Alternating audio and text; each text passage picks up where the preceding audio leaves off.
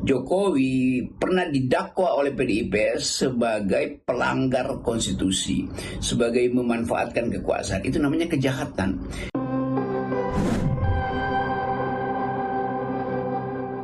Keputusan politik dari PDIP ini, karena ini ada konsideran hukumnya, ini bisa ditindaklanjuti dong secara hukum.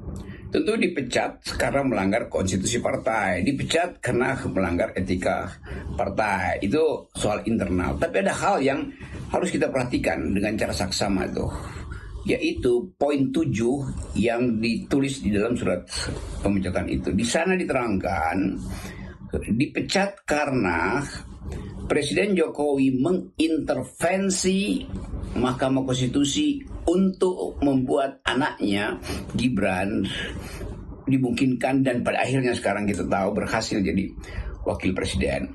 Kan itu indikasi bahwa ada kejahatan presiden pada waktu itu.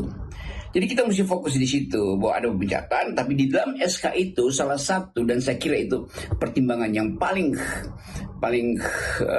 jujur dari PDIP, karena Presiden Jokowi melanggar sumpah jabatannya itu, tidak akan memanfaatkan kekuasaannya untuk kepentingan diri sendiri itu.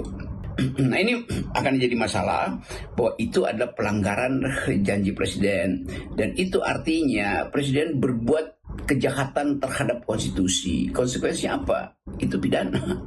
Jadi kendati dia tidak lagi menjabat, tetapi akan dibongkar satu waktu mungkin, ya tidak mungkin hari-hari ini, tetapi itu akan jadi beban, bukan jadi beban. Jadi persoalannya akan dibahas terus di dalam sejarah politik kita, bahkan dalam hukum tata negara atau dalam hukum pidana, bahwa Jokowi pernah didakwa oleh PDIP sebagai pelanggar konstitusi, sebagai memanfaatkan kekuasaan. Itu namanya kejahatan.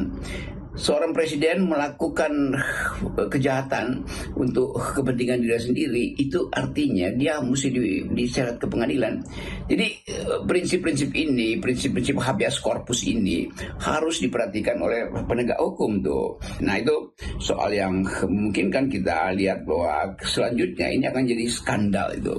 Dan skandal itu adalah sesuatu yang harus dibongkar, bukan karena skandalnya, tapi di belakang skandal itu ada kepentingan kita untuk memulihkan kembali tata tertib bernegara kita, sehingga tidak diacak-acak oleh siapapun, apalagi oleh seorang yang punya jabatan tertinggi, yaitu presiden.